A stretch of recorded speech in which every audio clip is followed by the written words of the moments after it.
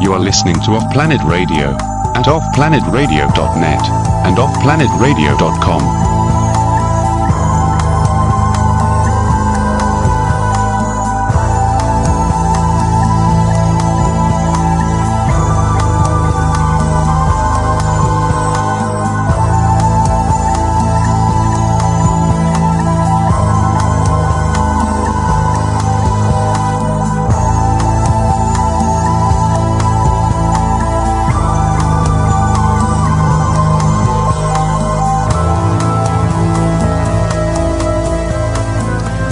And we welcome you once again to OffPlanet Radio. I'm Randy Maugans, and on this segment, we're gonna pick up some interesting information. The last time my guest was with me, was in November of 2012. She brings an interesting perspective to the table. At that time, we were talking about the what she called the transitional shift, which was basically the December 21st, 2012 shift. I guess we can call it that, the event. And as I said, she brings a lot of interesting information to the table. She is a student of Rudolf Steiner and his Waldorf school philosophies. She also discussed on the first show some of her experiences with Dan Fry, who she met discussing extraterrestrials. And she's always interesting. She's very informed, and we're going to talk about an event that's coming up here in less than a month. April 15th, I believe, is the date.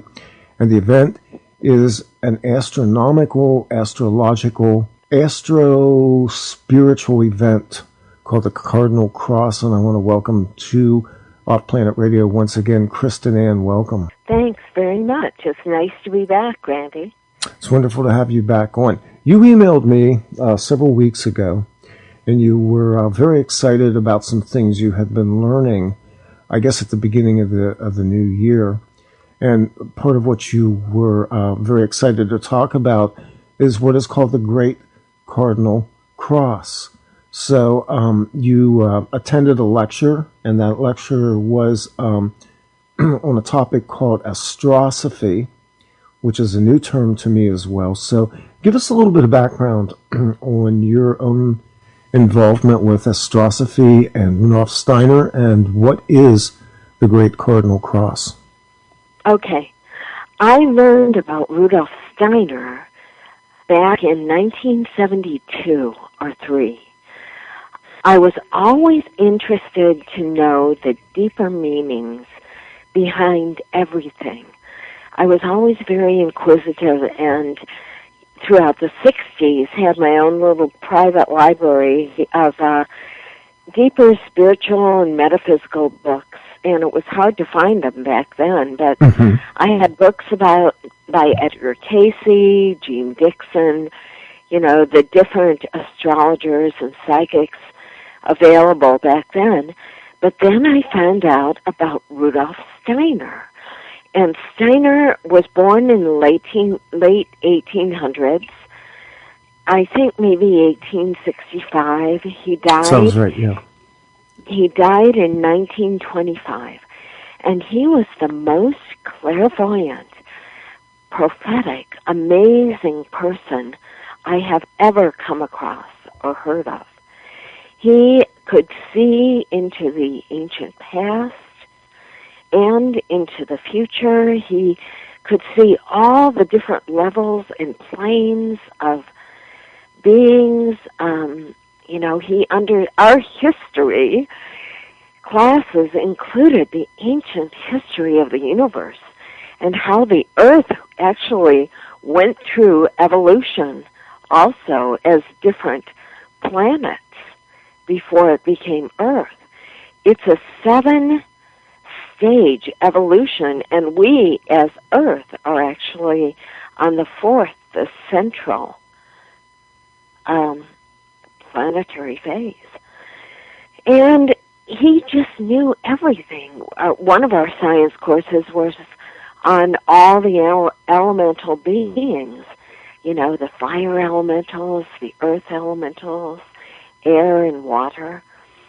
And I didn't learn a whole lot about astrosophy, but it was fascinating.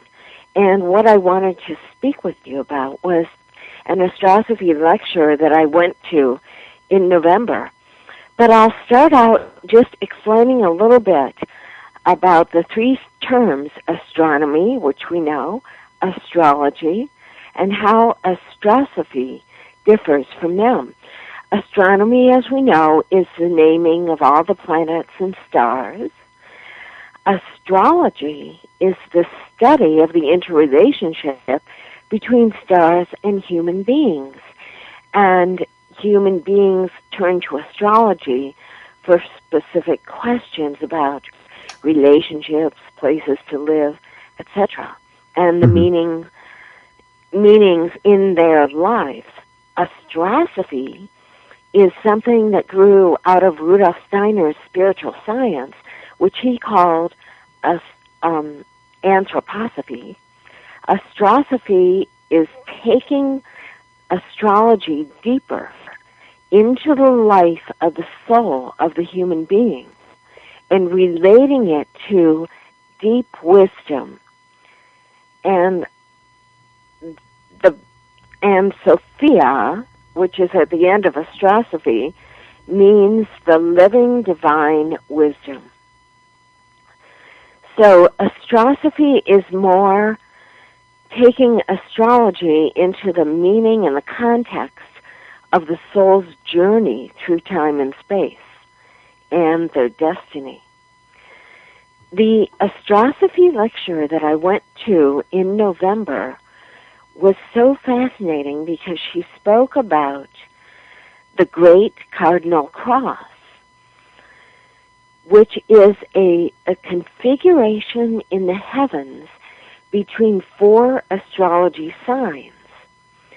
And whenever this Cardinal Cross has been in place, very significant things have happened on Earth. This time, the Cardinal Cross will be happening in April, just before Easter time.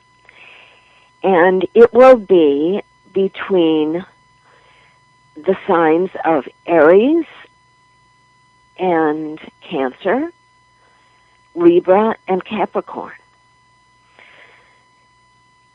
And when this was, one of the times when this was in place was when Christ walked the earth. She said that the whole impetus behind it happening this April will be for the return of Christ. Now, this may sound all airy-fairy and fictional, but when I studied at the Waldorf Teacher Training Institute, studied Rudolf Steiner in the mid-70s, and back then there was a Waldorf Teacher Training Institute in Detroit, and it was a bunch of coincidences that led me to find out about it, but it was a special moment in time for studying Steiner because it just so happened that our professor, our head professor back then, happened also to be clairvoyant, and his classes were just amazing. We learned so many things. We had classes on the lives of famous people, and for instance, we studied, our biography classes was studying people, famous people throughout their lives, and how actions and decisions in one life affected future lives. It was so interesting. And we knew that what Werner, our professor, was telling us had such a deep level of truth to it.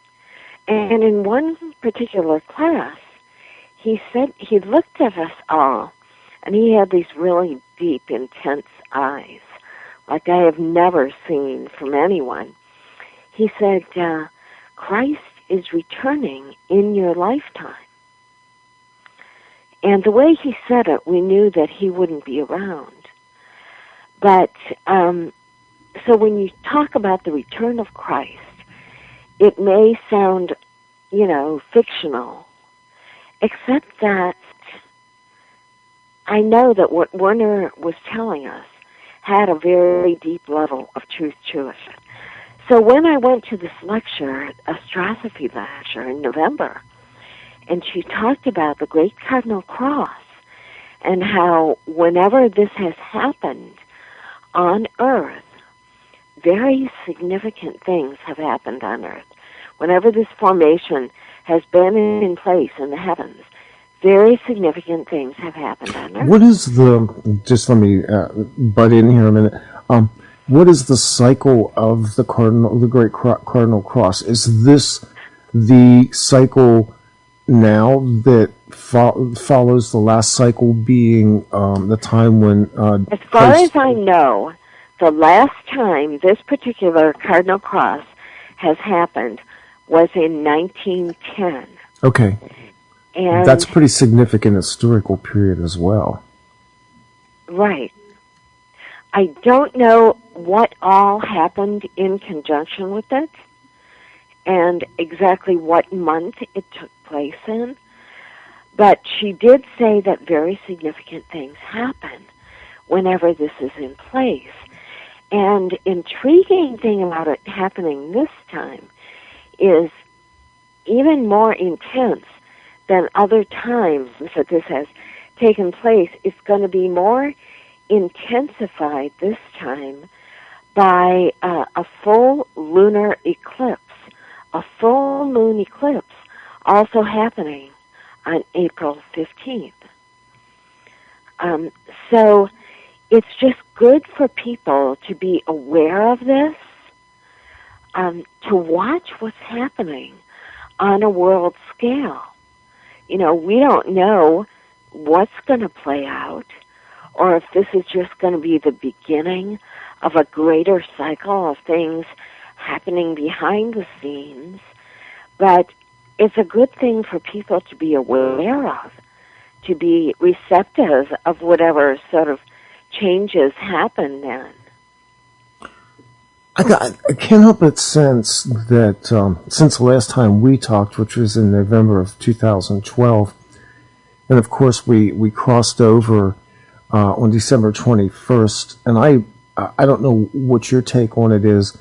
I sense that we did in fact shift on the December 21st date, and I suspect that what we're going through right now is part of what I've come to call the spin cycle of this new age that we've kind of entered into.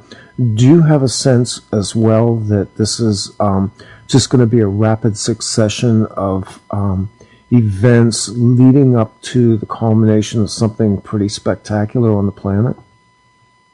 Yeah, I do.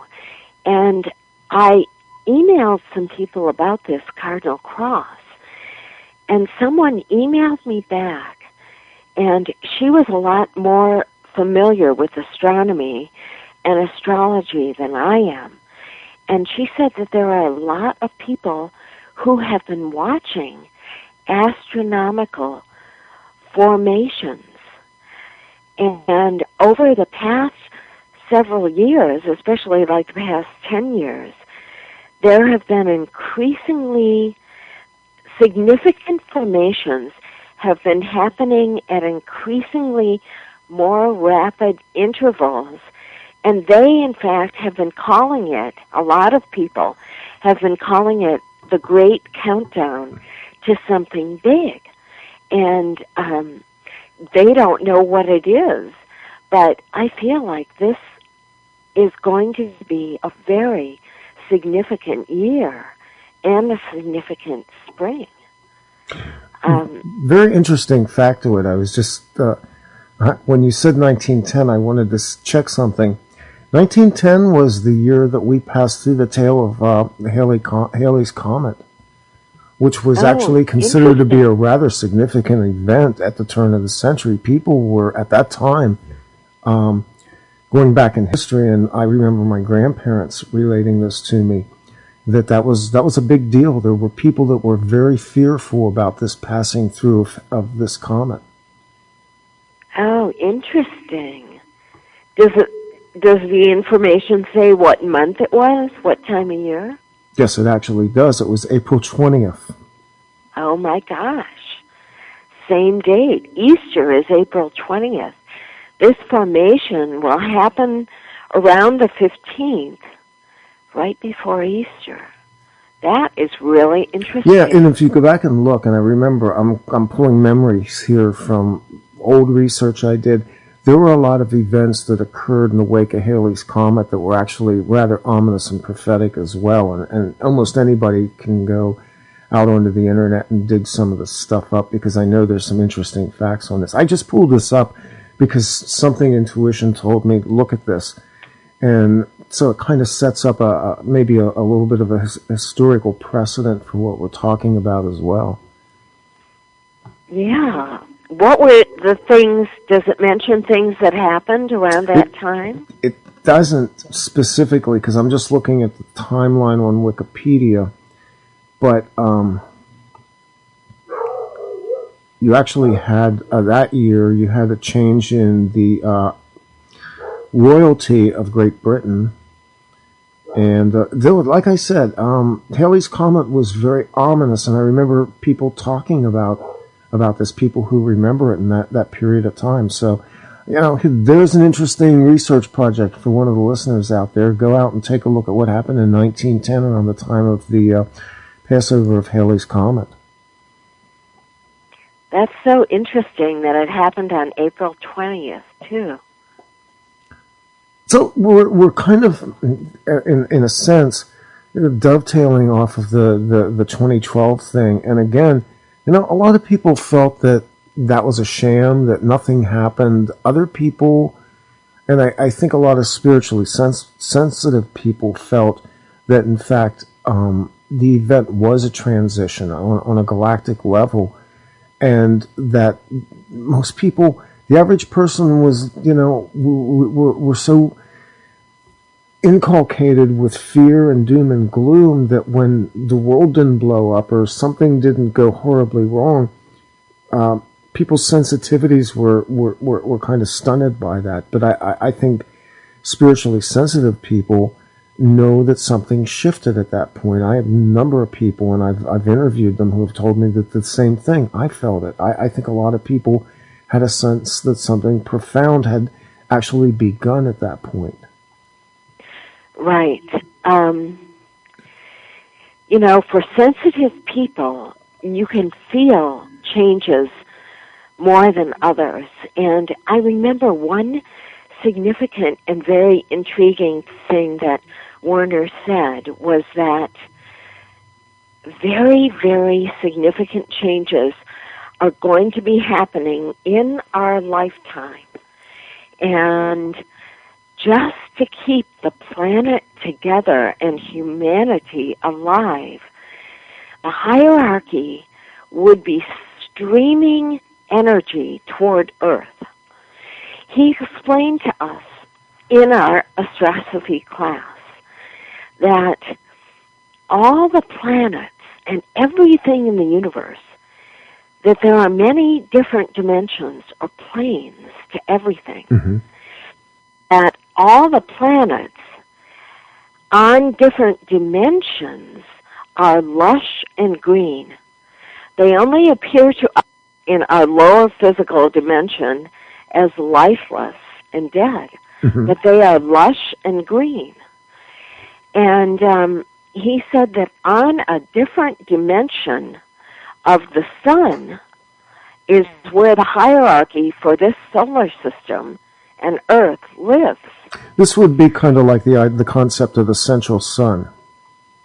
Right, yeah. Right. And on the central sun, other, hierarchical beings live. So when I see and hear of, solar flares, I wonder what's happening on other dimensions. Because he said that the hierarchy toward this major change that is going to come in our lifetime, the hierarchy would be streaming energy to Earth just to keep the planet and humanity alive. Mm-hmm. So when I hear of things and see things, reports of solar flares, it always makes me wonder what's happening on other dimensions. But another fascinating thing he said was that there will be segments of society who will not be able to handle the energies that are, ramping up and streaming toward Earth, and that behaviors will be getting very erratic. So we can see that around us Absolutely. all the time. Yes, we can absolutely see it right now. I've been saying even before 2012, probably about 2000, pardon me, probably about 2010, I began to notice that there was just this immense contrast in human behavior. I called it the quickening. It almost seemed like everybody was becoming what they were and more so. In other words, the evil became more evil, the dark became more dark, and at the same time, a lot of people were waking up and embracing their spiritual light being as well. Right. And speaking of a spiritual light being, it really, really does help to start each day surrounding yourself with light. Because as time goes on and different energies are stronger, it's always a help to sort of fortify yourself against negative energies. Because, like you said, there is a quickening. The energies are stronger, and this includes negative energies and positive energies. So that always helps. I remember one thing that he had said was that, unfortunately, Earth always had a protective sort of sheath around it. Mm-hmm. Our atmosphere was our protective sheath, and that held at bay a lot of the negative forces. But he said that all the atomic bombs and the different bomb testings and bombs that have gone off have blown holes in our sheath, our atmosphere. Yes. It has not only, he said, the atmosphere is more like Swiss cheese now. It's less of a protection, and the grave danger is that it allowed negative forces to swarm in, which has added and contributed to all the negative, crazy behaviors. And along with that, this, is getting maybe a little bit deep, but what went hand in hand with that, unfortunately, was the drug epidemic. And even drugs that they sell in stores, different drugging yourself up blows holes in your own protective aura. Yeah, exactly. Mm-hmm. And that has allowed negative forces to come into people at an individual level, which is why, sort of surrounding yourself each day with light, giving yourself a protective coating is always helpful. That brings up an interesting point as well, and that's the period following the Second World War. Obviously, the detonation of nuclear bombs became not just a matter of what was happening in Hiroshima and Iwo or Nagasaki, but also the nuclear testing that was going on in multiple places, multiple continents, from the end of World War II right through into the 1980s. And do you ever see the Time magazine cover that shows the desert sky where they're testing nuclear bombs? There's a mushroom cloud, and when you look behind it, there's a hole that's just ripped in the atmosphere behind it. So I got to find. Really? Yeah, I've got to find that cover. I got to put that up again. I saw that one time, and my jaw dropped. I've been told, for instance, that one of the reasons why there was so much concern, and one of the reasons why there was so much ET activity after World War II was because this was simply intolerable on a galactic level, that these atomic bombs were ripping holes not just in the atmosphere, but in the space-time continuum as well. Right. I have heard that also. And that is a part of why so much extraterrestrial or space brother activity has been going on here. Yeah, and like you said, we ripped holes, we left negative things in. That was, pretty much the beginning of the modern era of what were called abductions, the negative ET experiences. And I just sense that, even as a child, I always sensed that this world was very different from what it was presented to be. I also had the sense when I was young that I lived in a time when the world was going to change profoundly, and there are reasons why I believe that, and I've never let go of that belief. And so, what is happening now, 50 years later, to me, is not surprising, but what surprises me is how few people have woken up to what's going on around us. Right. I think that, if we get into a more sort of esoteric, spiritual level, one of the things that my professor said, and for those who want to look into astrosophy more, write this down. You can go to www.starwisdom.org/astrosophy, ASTROSOPHY.HTM. And you can do your own searches on Rudolf Steiner if you'd like. Yeah, actually what we'll do is when we put this show up, we'll put these links all up with it as well. Oh, okay. And for more information on all of this, including my experiences meeting Dan Fry and an extraterrestrial friend of his, and more in-depth explanations of all of these things, you can look at my book at exploringsacredspace.com.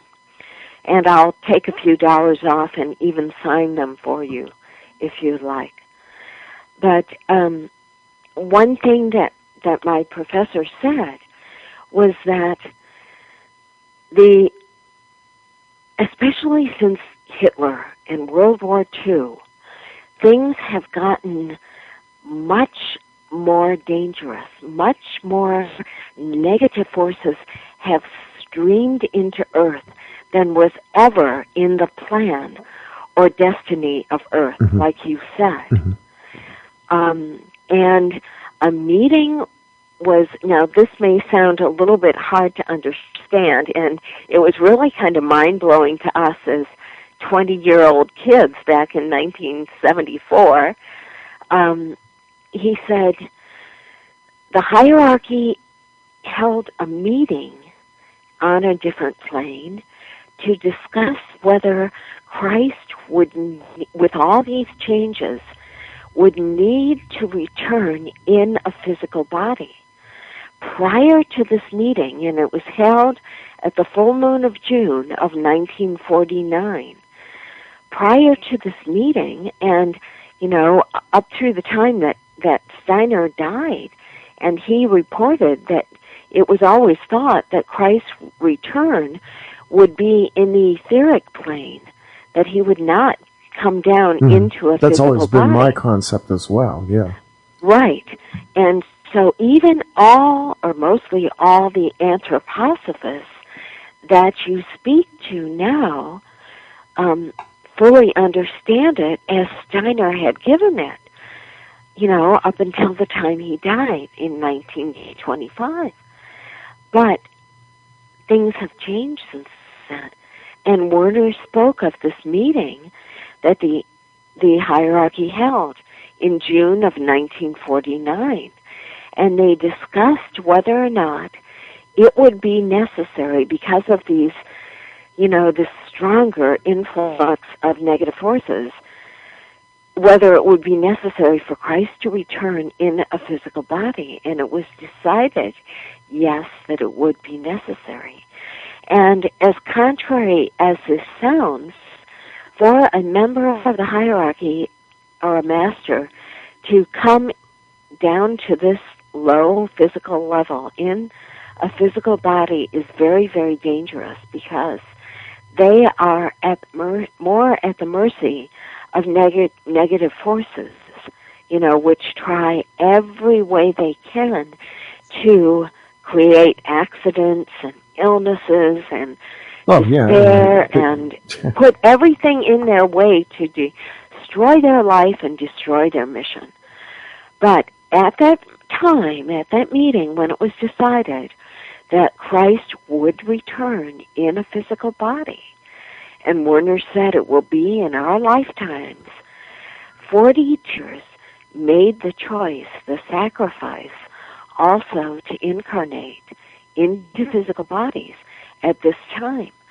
So many of them are around us, incognito, and as I kind of see it, probably many of them have been sort of starting these kinds of peaceful organizations, maybe, or inspiring Hands Across America, different things to awaken people more to a global consciousness, a new age, maybe even writing and or inspiring books, to awaken people in understanding, to broaden their awareness of things. So many, many changes have been taking place, both behind the scenes and as we can see and as more sensitive people can feel. Yeah, but I think if we look around right now, the events in the world are very strange. There's a lot of things that are happening. We have these hair trigger wars now that seem to blow up and then cool back down again very quickly. We also have strange events like the disappearance of a Malaysian airliner that defies the logic of every experienced air traffic investigator on the planet. And I just point that out as I think it's an anomalous event. I think it's an event that kind of puts a marker on our sense of reality, because I think we're being challenged right now to take it all up another level. And I think what you've said is that many people will not be able to take the energetics of what is being poured into the earth just to keep it together right now. And that's a real great nutshell way to look at our situation, because it feels at times like this whole thing is almost on the edge of falling apart, and somehow it doesn't. Right. And what I was going to say in explaining about this whole thing of the energies being streamed toward Earth, this is an unprecedented time in the history of this planet.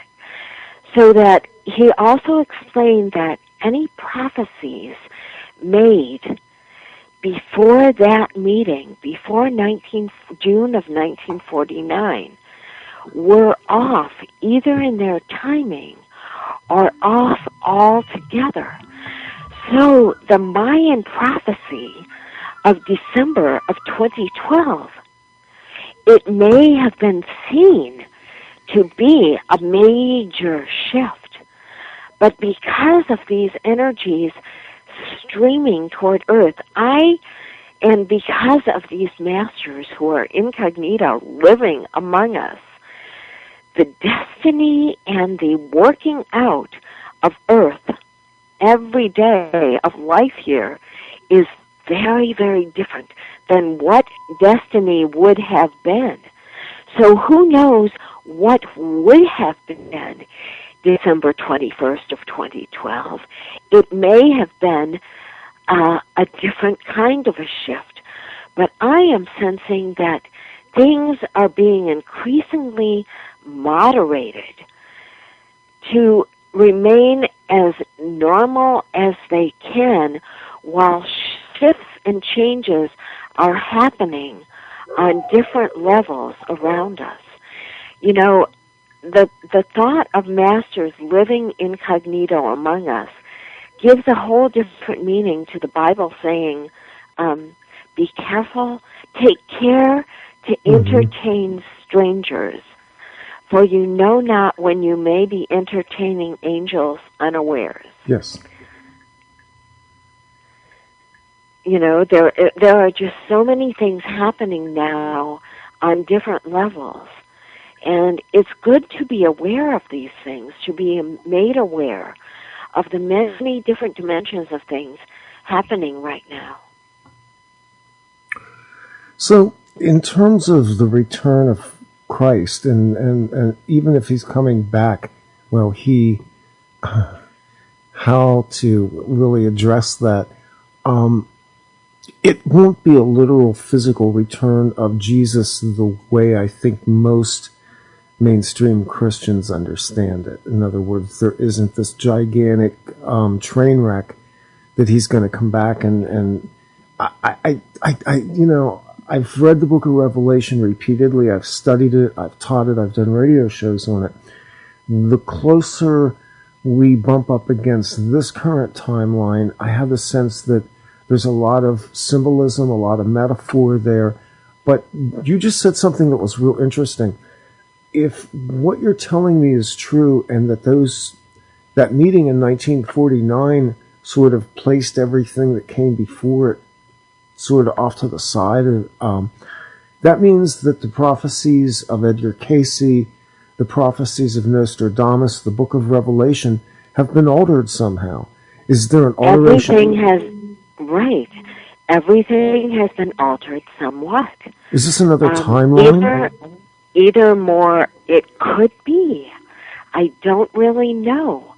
We don't really understand it, because if this is another timeline, we are in it. And when you're in the midst of it, you can't stand back and compare it to anything else, because this is all we know. But since Edgar Cayce's predictions were in the 20th century and more contemporary, they may be more off just in timing. Yeah. But we don't really know. We do not know. But we are definitely living in I think, the most fascinating time in the entire history of this planet. So, where was the meeting that you attended? I'm just curious to know, the Astrosophy meeting. There is a Rudolf Steiner house in Ann Arbor, Michigan. Okay. That's where the Anthroposophical Society is. And the astrosophist, her name is Mary Adams, and she lives in northern Michigan, where she founded a dark sky park where people can come and be far away from what she calls the pollution of electricity and all the lights that obscure, the amazing view of the skies and the constellations that you can see if you get far enough away from it. And so she had come down to the Rudolf Steiner house to give this lecture. I would love any information you can send me about her and that particular area, because that's been a subject of interest for us. I just did a show with my co-host Chris Holly, and we were talking about what is called the Quiet Zone, which actually is west of me here in western Pennsylvania, northern West Virginia, and there's a radio. There's a federal radio telescope that's located in northern West Virginia, and there's I think a 2,000-mile square quiet zone around it where there's no EMV, no radiation, no Wi-Fi, no radios. Nothing's allowed into this area that would disturb the radio telescope. And it's becoming a haven for people who are sensitive to EMF pollution in the environment. So that's a pretty interesting little synchronicity right there, Kristen. Right. interesting. I was just reading how when you study to become a teacher in the Waldorf school system, there's nothing esoteric or scary, even though, people who are more fundamental get a little scared about the Waldorf system and have gone off in their fringe groups against it. This is a total lack of understanding of it. There is nothing esoteric about it. In fact, it is deeply spiritual, but a level of spirituality that they don't understand.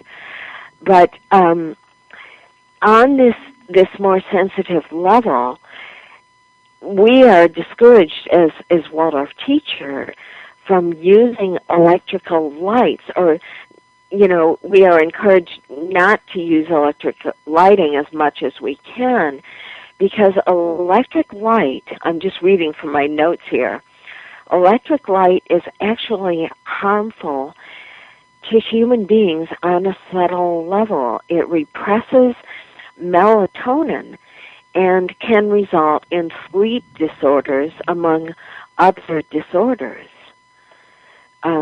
So I can understand that sensitive people feel more affected by all these microwaves and the electromagnetic waves from microwave ovens and cell phones and computers. So getting out to these remote locations is so much like a breath of fresh air to people who are especially sensitive to these type of things. Not only from the level of being able to see clearer, in the night sky. So based on the information that you've shared with us so far, Kristen Ann, what does 2014 look like to you as we begin to go into this, I'll just call it a threshold, kind of another marker that we're running up against? What does it look like? What does it feel like to you? What's your intuition telling you? What are the other people that you're in discussions with talking about? What does 2014 look like? Well, personally, I'm feeling like this is going to be a mile marker year. This is going to be a very important year. And I am so excited to experience what happens in April. I mean, it may not be something obvious to most of the world. It may just be on a level of energies, but I think that there may be some pretty big, obvious things. My life personally has been a very unusual one, and just bizarre synchronicities have always happened and come in and crossed paths in my life. And when I was a little girl, for some reason, April 7th was the most special day in all the world, in all the universe, and in all the calendar year. And I never had any idea why, but I always thought that if I ever got married, I'd get married on April 7th, because it was the most special day of all. And when I went to the Waldorf Institute, we learned that Jesus' birthday was not really in December, but it was put there so that people in the Middle Ages they had their winter solstice celebrations, which were celebrated around a fir tree, and so it was easier for them to start adopting the holiday of Christmas. Right. And so they put Jesus' birthday in December around the winter solstice. But Jesus' real birthday was April 7th. And this just touched my heart so deeply because, I have memories of many past lives. And many, many of us lived around the time of Jesus. And I know that I lived at that time. And that memory is closer to the surface than it is for a lot of people. But so I find it really interesting that this energy for the return is again in April. April is a very significant month.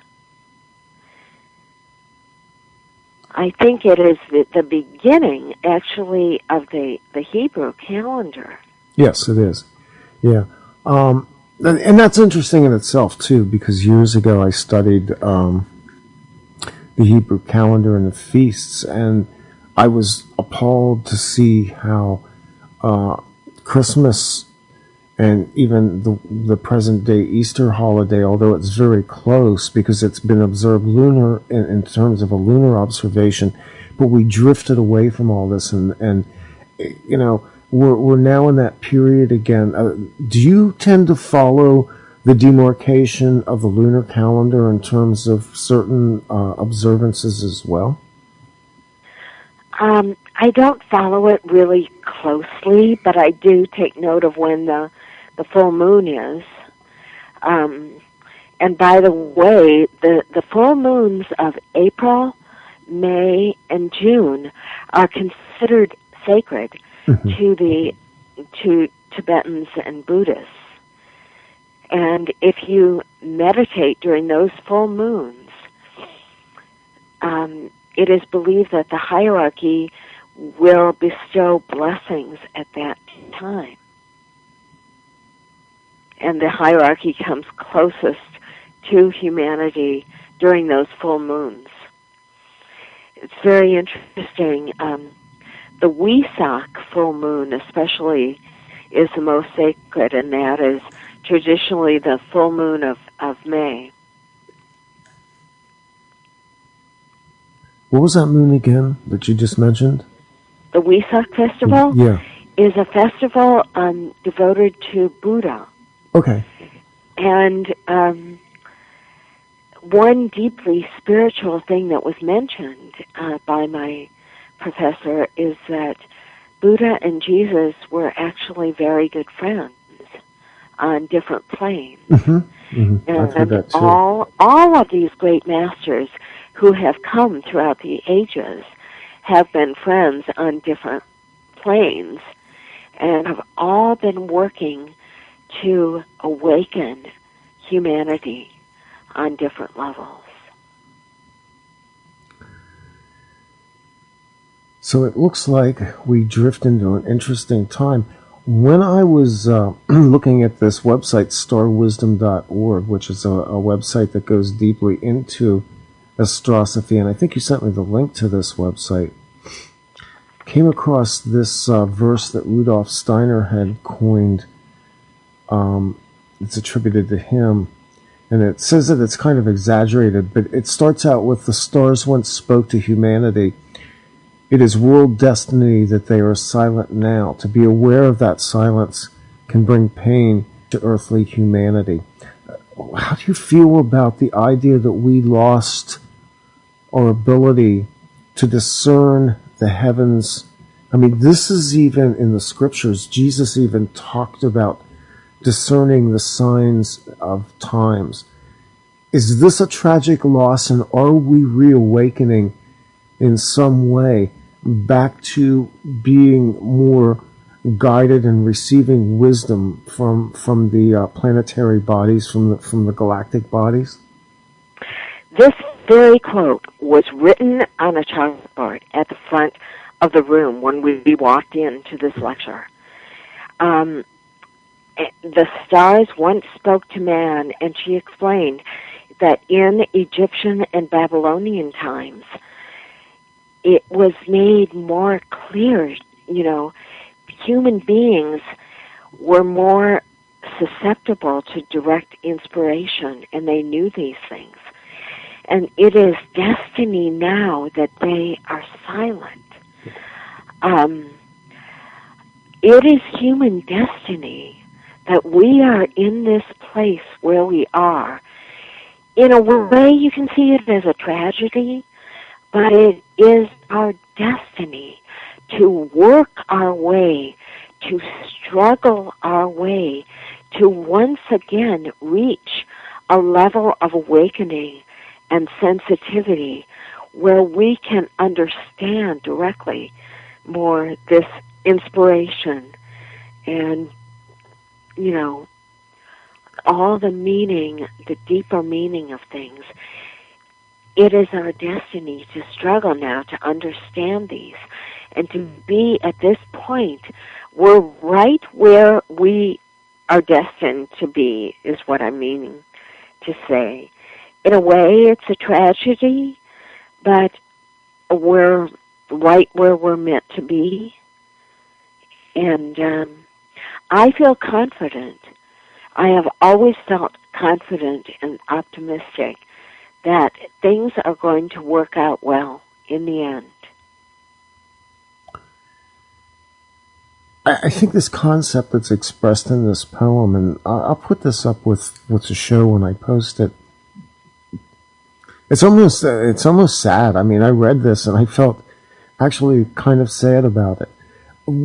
Most of the collective consensus today does not understand that these are beings, that the stars, the suns, the planets, the world systems are themselves an intelligence unto themselves. Do you agree with that? Oh, yeah, I do. I mean, I get the sense that Rudolf Steiner believed that as well. Right, he did. And we have this view now of things that are just chunks of rock hurling around in the galactic systems, and that it's I guess what you would call kind of organized chaos, that there's no real living force behind it. But when you study it, you begin to see not just the immenseness of the creation, but the intelligence behind it, and the fact that clearly things were communicated in times past. The so-called wise men who visited Jesus after his birth were in fact Chaldeans. They were astrologers themselves, and that's completely lost in the way the scriptures are presented. And I'm not trying to be hard on it. I was pretty much a mainstream Christian for a long time, and astrology was taught to be wicked. But it looks to me like these Chaldean astronomers were there because they knew the time, they knew that the Christ had come to earth, and they were there to honor that event, and they played significantly into the events that are given to us as the narrative around the time of the birth of Jesus. Right.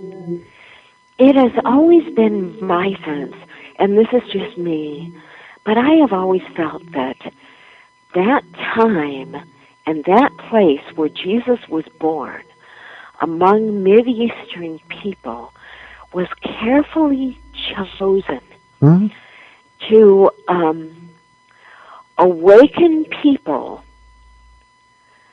so that at this time, 2,000 years later, all those Mideastern people, unfortunately, have held such negativity and vengeance. The Bible that they go by is the Old Testament, and many still hold the vengeance. We're in total agreement on this, Kristen Ann. Of an eye for an eye and a tooth for a tooth. Yeah. And it was always my feeling that he chose those people to come into, and that point in time, to try to break up some of the negativities, to introduce more peace and love, so that off in the future, the planet could still be around to see the destiny that is coming our way in the near future, I feel. I think that's actually a perfect way to end this interview, Kristen Ann. Is there anything else you wanna bring to the table as we close out? Anything that you wanna bring up that maybe we missed or I missed?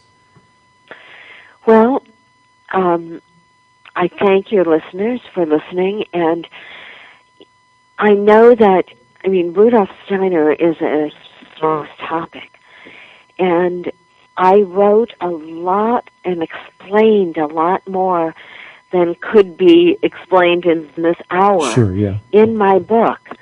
So if you'd like to see more about that, you can go to ExploringSacredSpace.com.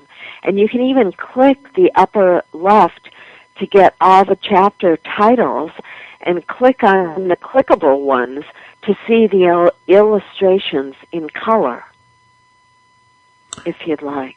Yeah, this really is a very good book, and anybody that's curious about the subjects that we've talked about in this show, this book will bring you up to speed, and a visit to Kristen Ann's website as well will reward you with a lot of information. Rudolf Steiner is not that well known outside of, I guess, the Waldorf school system in America. He is one of those figures, much like Nikola Tesla. He's kind of almost a suppressed figure here. Right. Not many people understand him, but he was the most amazing person I've ever heard of. And he never wanted a bunch of attention on himself as an incredibly enlightened individual. But he's definitely worth looking into because he taught things in every field, the sciences, dance and the arts, educating people in every single field in human life. He is the one who developed biodynamic farming, in fact, way before people were doing that. Right. This is where you have an entire ecosystem native to the farm itself. Is that correct? Right. That's something we really need to go back to now. Right. Biodynamic farming is something, really worthwhile to look into. It's another whole subject in itself. Well, we certainly welcome you to come back again, Kristen Ann, and bring whatever comes to your attention. I enjoy talking with you, and I really love this subject. I be looking ahead, folks, in the next month.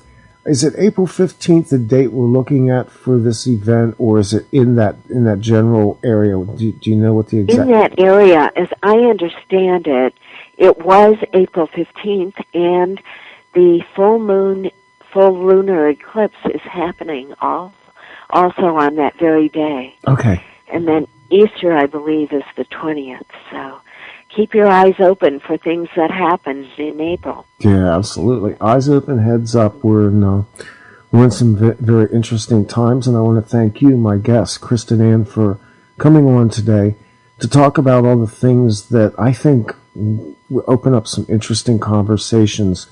And we welcome you to come back again. Give your website one more time, Kristen Ann.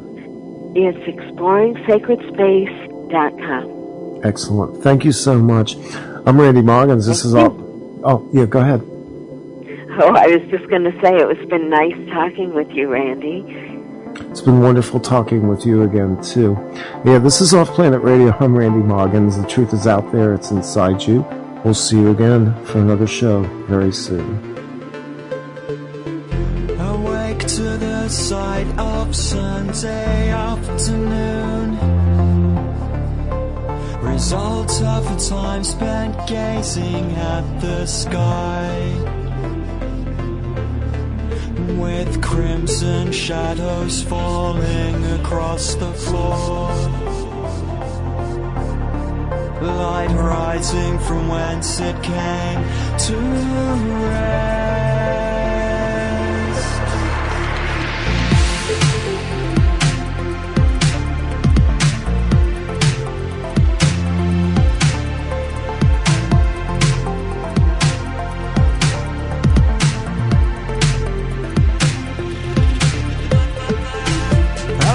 For the moments when the world isn't listening,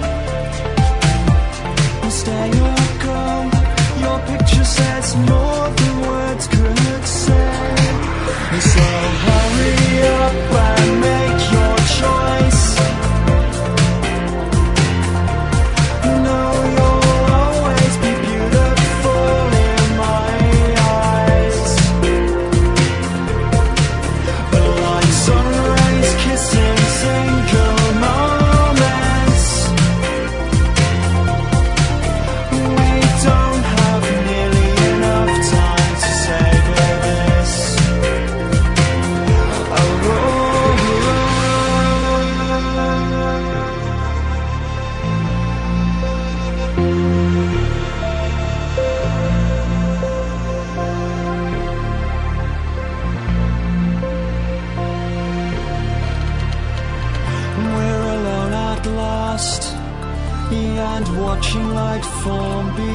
the sky. You take the glass and drink to the sight of countless angels. Daylight calling, the pulse of